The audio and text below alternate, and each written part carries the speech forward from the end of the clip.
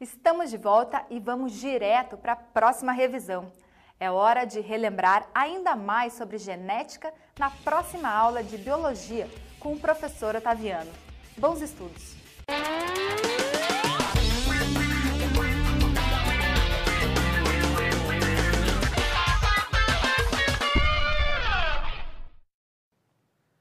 Oi, pessoal.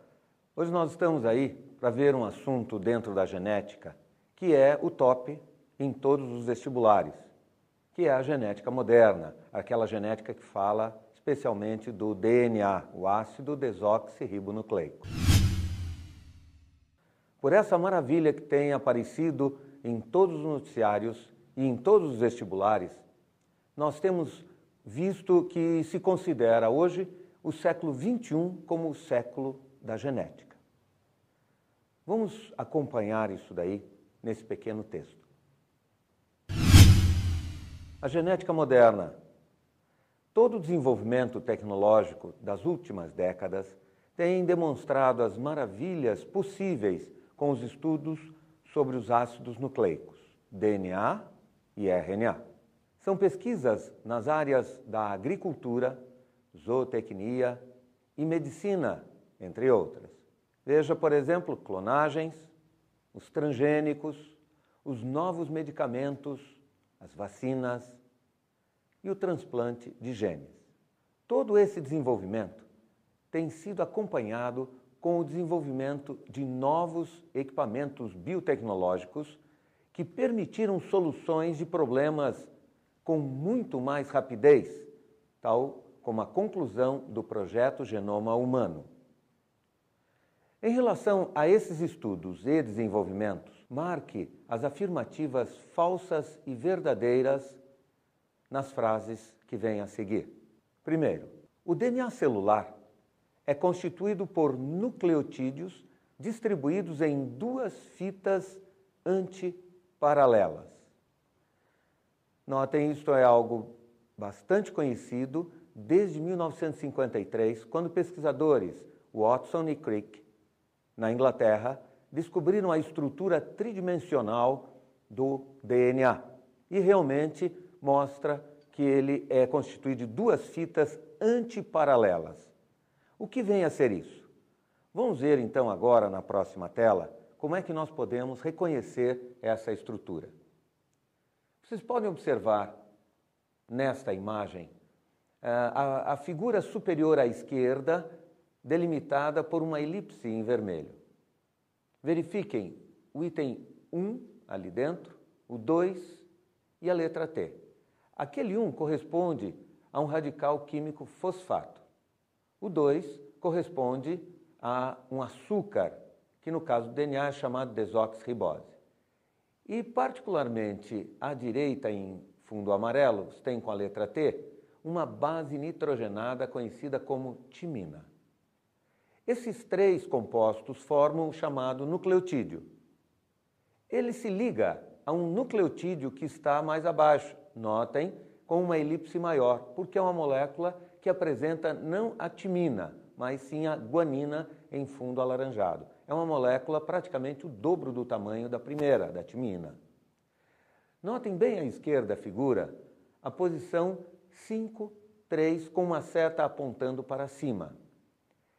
Isto se refere à ligação química entre um carbono presente no açúcar do nucleotídeo inferior com um carbono, chamado carbono 3, que fica no nucleotídeo de cima. Esta ligação química permite a interligação desses dois nucleotídeos que estão em destaque. O mesmo você pode observar do lado direito da figura, só que de forma invertida. Note que não é 5, 3, é 3 embaixo, 5 em cima. Isto porque as moléculas do outro lado, para poderem se encaixar com as da esquerda, elas têm de ser viradas de cabeça para baixo. Notem que os dois lados, com os nucleotídeos da esquerda, aqueles dois que estão em destaque, e os da direita, que não estão em destaque, mas também são dois, eles se encaixam no meio. E essas duas fitas seriam paralelas. Porém, como a da direita fica invertida em relação à esquerda, então é isso que nós chamamos de antiparalelas. Então, nós confirmamos que a primeira frase está correta, é verdadeira. A segunda frase diz o seguinte: a estrutura dupla em dupla fita do DNA permite o fenômeno da autoduplicação, garantindo a formação de cópias idênticas ao DNA original, especialmente em ação da enzima DNA polimerase. Então, vamos para esta imagem para conferirmos se a afirmativa é falsa ou verdadeira. Nesta imagem, o DNA é comparado com um zíper. Apresenta os dois lados, são as duas fitas antiparalelas. Notem, na parte inferior da imagem está escrito enzima que abre o DNA. É uma enzima especial, ela vem rompendo as ligações entre o lado esquerdo e direito e afastando as duas fitas. Essas duas fitas, uma da esquerda e da direita, vão servir de molde para a fabricação de dois DNAs exatamente iguais. É a autoduplicação. Notem do lado esquerdo a enzima chamada DNA polimerase, representada por um fecho de zíper. Vocês podem observar também, na parte central, novos nucleotídeos representados ali pelas figuras. Esses novos nucleotídeos são originários da nossa alimentação. Eles vêm, e aí aquela enzima DNA polimerase, tanto da esquerda quanto da direita, também existe uma. Essas enzimas vão capturar esses novos nucleotídeos e vão encaixá-los junto à fita molde da esquerda e também à fita molde do lado direito. Esses encaixes são altamente específicos. Sempre que for um A de adenina, haverá um encaixe com uma nova timina. E sempre que for uma citosina C, vai se encaixar com uma guanina G. Sempre o encaixe é dessa forma. Assim, não há possibilidade praticamente de erros. A fita molde do lado esquerdo e do lado direito vão servindo realmente de base para o encaixe de novos nucleotídeos na parte superior.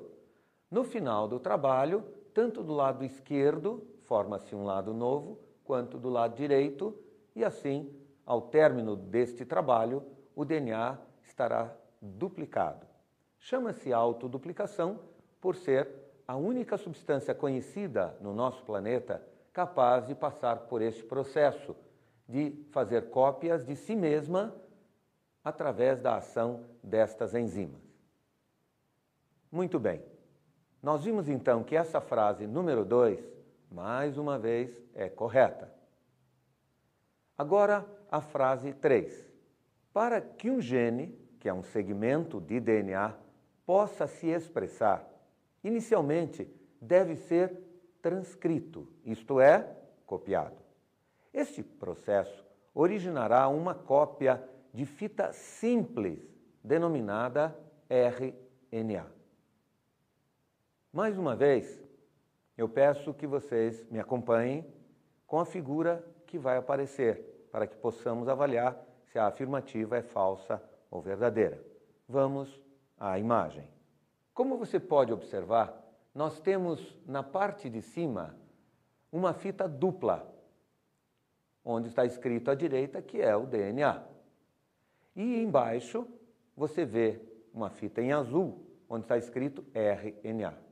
Veja, o RNA embaixo é uma fita simples e em cima o DNA é uma fita dupla. Isso é típico dos DNAs celulares e RNAs celulares. Esse fenômeno da transcrição vai representar copiar um pedaço do DNA, ou seja, um gene. Observe, por exemplo, à direita você tem uma timina sendo combinada embaixo com uma adenina. O mesmo acontece dentro do DNA. Indo da direita para a esquerda, continua. E você observa, mais uma vez, uma timina em cima e o DNA e embaixo uma adenina, já do RNA em formação. E mais uma vez, uma terceira vez. Entretanto, na quarta sequência que nós temos ali, você observa que não é mais uma adenina no DNA.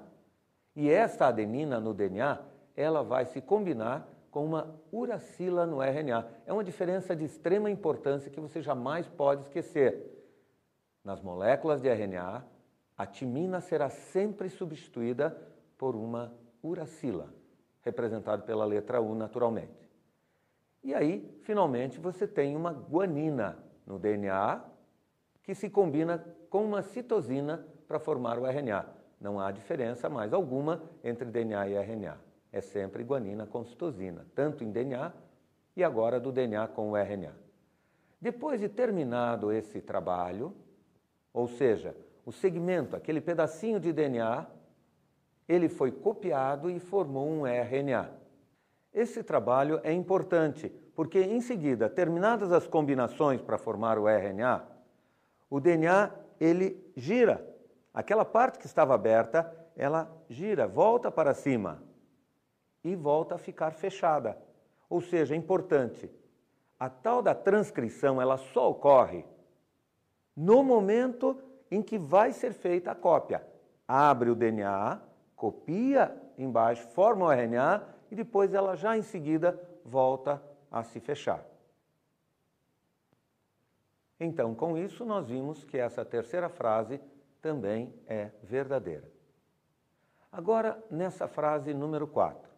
As informações genéticas são diretamente traduzidas no citoplasma celular a partir do DNA para formar a proteína que irá expressar a característica genética.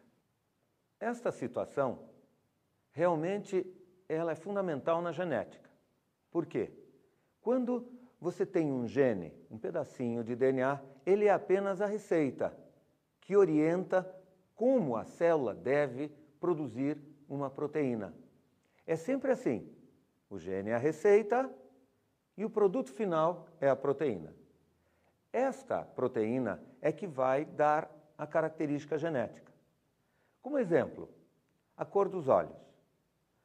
Se você tem um determinado segmento de DNA, ou seja, um gene, e ele ensina como fazer uma proteína chamada melanina, é a quantidade dessa melanina que vai ser produzida nas células dos teus olhos que vai determinar a cor desses seus olhos. Assim, se houver a produção de uma quantidade bem baixa da proteína melanina, você terá cor de olhos azuis, olhos bem claros. Se essa quantidade for média, já passa para os tons de verde. E se for em maior quantidade, passa para os tons de castanho. Quanto mais melanina, mais escuros, até chegar no chamado castanho escuro. Não existem olhos negros. Seria a ausência total de luz, o negro, isso não existe. São olhos castanhos escuros. Mas você deve se fixar de que realmente é a proteína que vai lhe dar a característica genética. Um outro exemplo você tem com a produção da proteína insulina, que controla a taxa de açúcar no sangue e evita o diabetes. Note, também é uma proteína e também nós devemos ter, você tem um gene que ensina suas células a produzir essa proteína insulina.